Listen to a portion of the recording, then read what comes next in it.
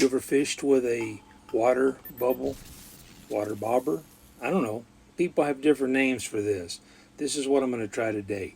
I'm going to be going out for trout, and I've not fished this lake, but I've only been here. I'm in South Dakota. I live in Colorado.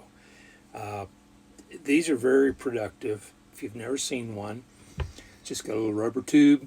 Put your line through here, and once the line's through, tie it whatever jig, whatever you're going to use, and then you can give this a few spins, and it puts a spiral in that rubber tubing, and it just catches your line. That's that simple. You can slide it anywhere you want. If you want to move it, just unscrew it, move it up and down. This comes apart so you can put water up inside there to give it a little weight for casting. You can cast little flies like this. You can cast jigs. There are other options. This is a weighted bobber, and it's got a little lead core on the bottom, and then your line goes through just like a standard bobber. And this is a standard bobber, so if you're using a weighted jig, you can use something like this. This is nice because with ultralight equipment, even with no water, this throws out pretty good. I usually fish, say 24 inches underneath it, 24 to 30. Or if there's vegetation, I try to fish right above the vegetation. The nice thing with this, I can throw something with virtually zero weight like this. What I like to use a lot is a gulp mini crawler. Those things work good. They basically float.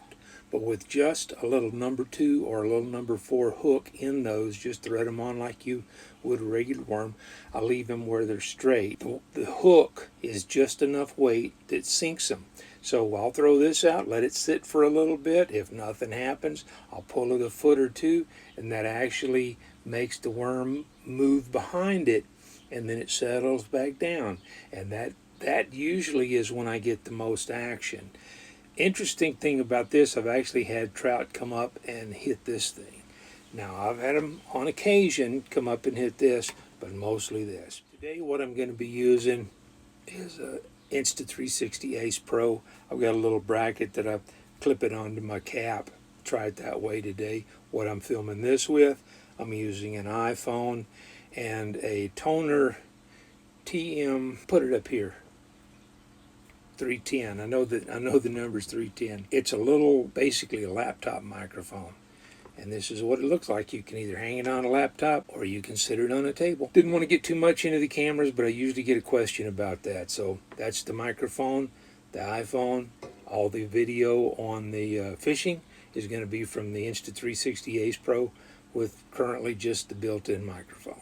It does have a GoPro windsock on it to help with the wind a little bit. Doesn't fit it right, so occasionally I still get a little wind noise. That's probably enough talking, so let's go fishing.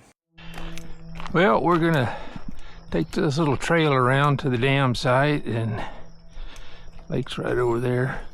See what we can do. Walking on the rocks is probably the worst part of all of this. Now I'm gonna use this float. And I've heard this called several things. I've heard it called a bubble float, a water bubble float. You open this up, let a little water into it.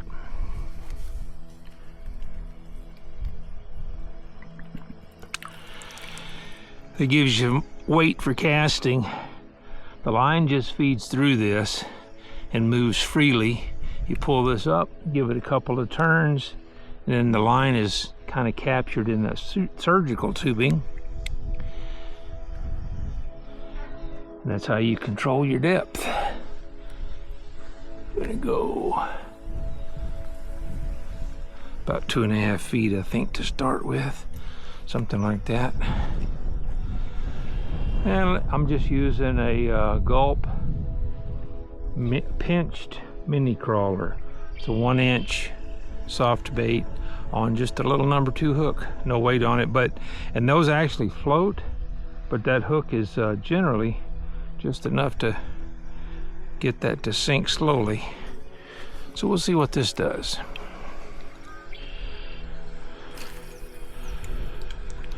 A little more difficult to see because it's clear. I'm going to try one of these gulp mini crawlers in a natural color. It's a little pinched crawler, 1 inch. Let's give this a shot. Okay, that's the natural pinched mini crawler on a number 2 hook. And I slide it up just over the head of the hook, over the eye of the hook, so that the line and everything's up in the end of it, just the bottom of the hook sticking out.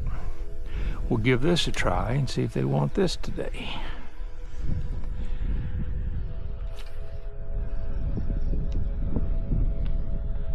I may have to change to a bobber I can see. They also make a weighted bobber that's got a little chunk of lead on it, since there's no weight on this bait at all.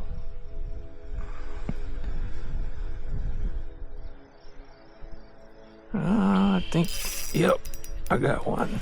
If I can up, I don't know if he's coming this way or, nope, he is not coming this way. He was.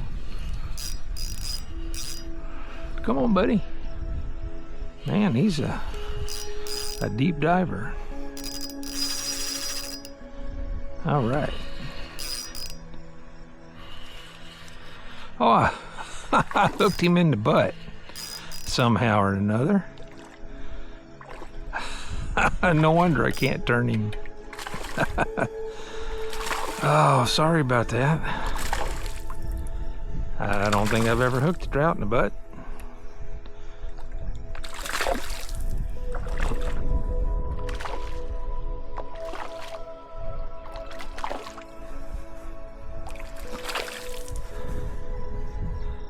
Well, I've heard of butt hurt, but I don't think I've ever heard of butt hooked.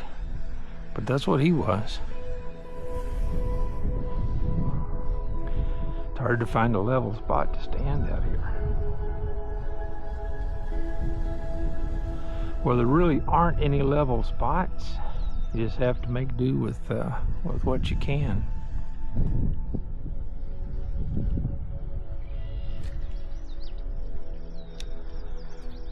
Try not to cast as far. Maybe that'll help with visibility some anyway.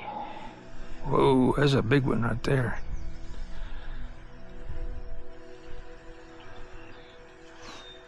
It's probably the biggest trout I've seen in here.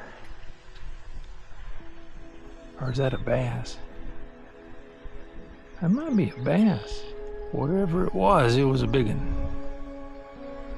There's one. Oh, I missed him. Huh. He took that right away, though. Sometimes he'll come back for it, but doesn't look like he is. There he is. Maybe it's a perch. No, there he is again. No, got him that time. I was gonna say maybe it's a perch or something.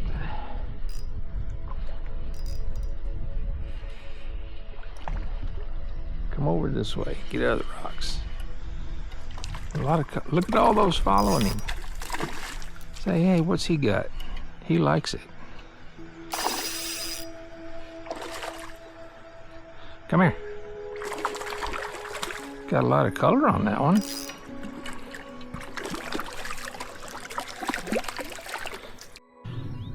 That's not a bad looking little trout. Get him back in the water. See you later, buddy.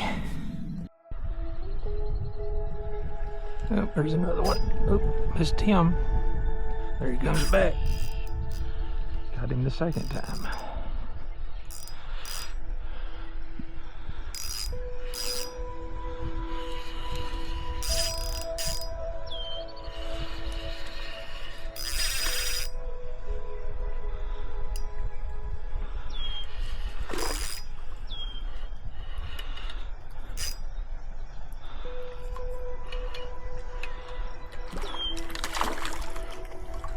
Come on, buddy. That's another one that's not too bad. Get him back in the water. Slow down. All right, see you later, buddy. So for anyone interested, I'm using a 10-pound spider wire braid and a Berkeley 8-pound fluorocarbon leader. I don't know, about 6 or 7 foot. Not very long.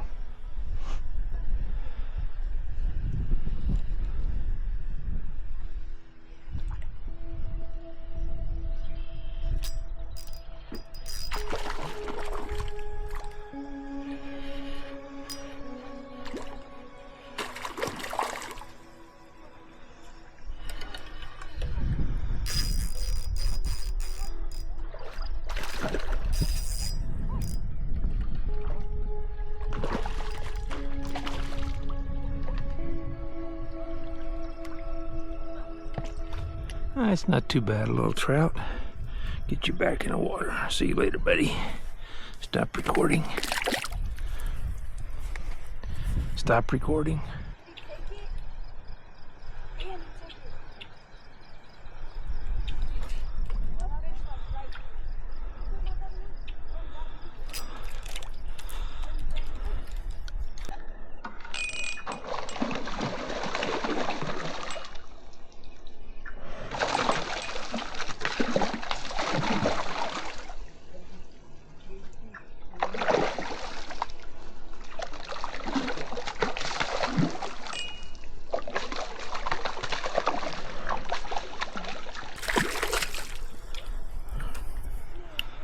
Easy release. Come on, you can go. He's lost.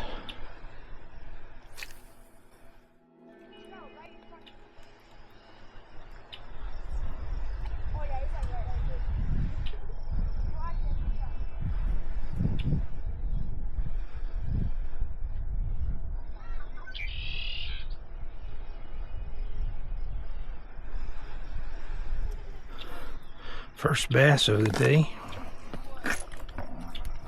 Little bitty bass. See you later, buddy. These are not very rugged, so they do tear up, but I usually turn them around. I can get at least one more use out of them. There's a really big perch down there, some sort. I don't know if it's a red ear. It's a big one though.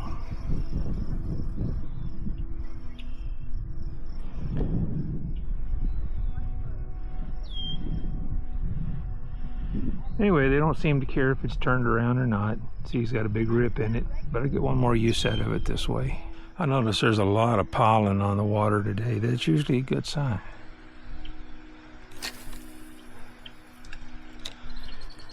My ripples are gone, so.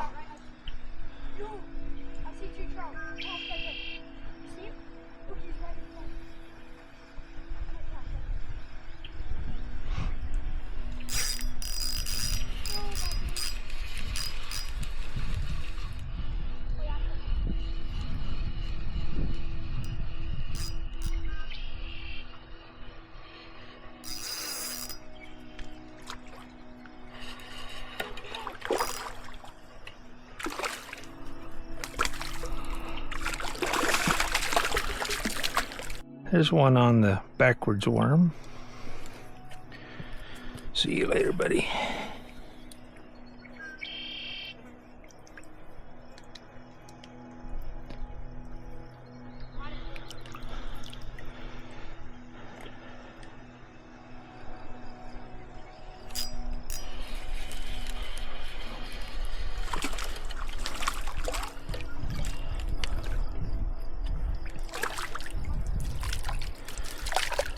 Well, I did catch one on the beetle spin. A little smaller, but caught him on the beetle spin. Hang on, buddy. See you later.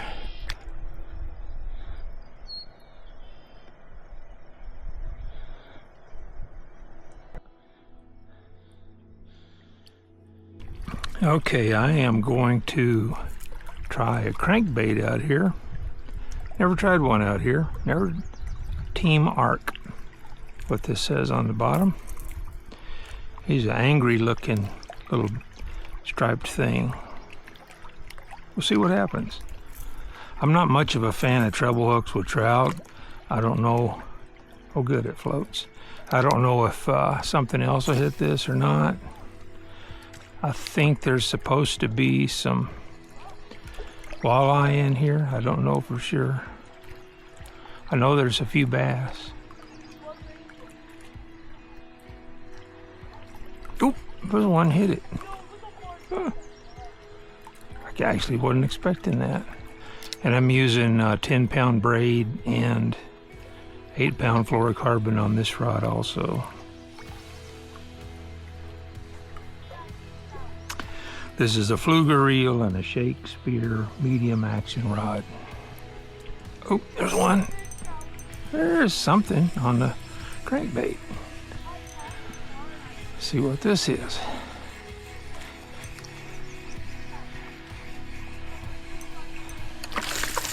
Yeah, it is a trout. Okay.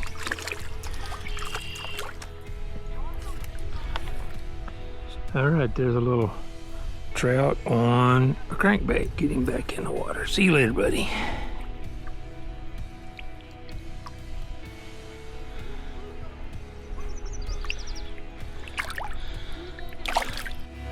Well, that double treble hook was just a little more than I wanted to deal with on that crankbait. So we're gonna go to a spinner. Get a spinner that's the same color as the worms I was using earlier. See what it does.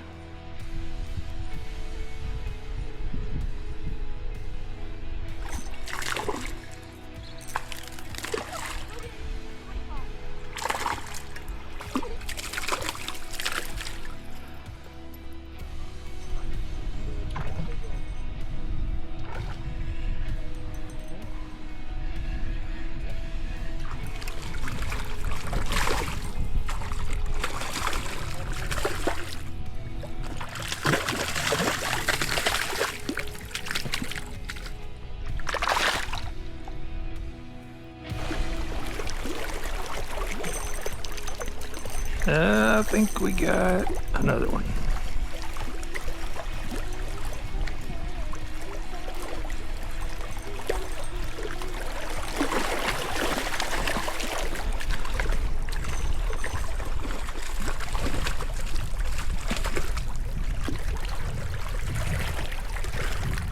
Okay, one more trout. So as you can see, this is a very productive method if you're at a new lake, a lake that's got a lot of vegetation growing up from the bottom and it's got a little water column on top.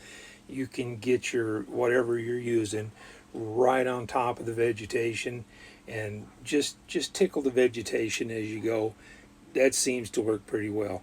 I caught enough fish on this to get started. I wasn't up against being skunked, so I tried several other things because I'm not a trout fisherman. I grew up on the Gulf Coast of Texas. Trout fishing is a new thing for me. These are just some things I'm trying. The beetle spin, the crankbait. I did not like the crankbait.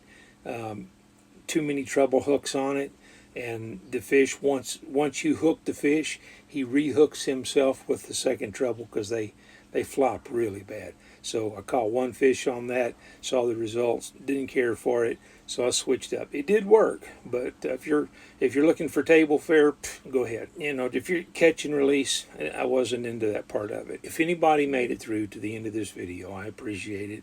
I'm going to throw a video up here that I think you might like. YouTube's going to throw one down here that they think you might like. I'll catch you in one of those, or I'll catch you down the road.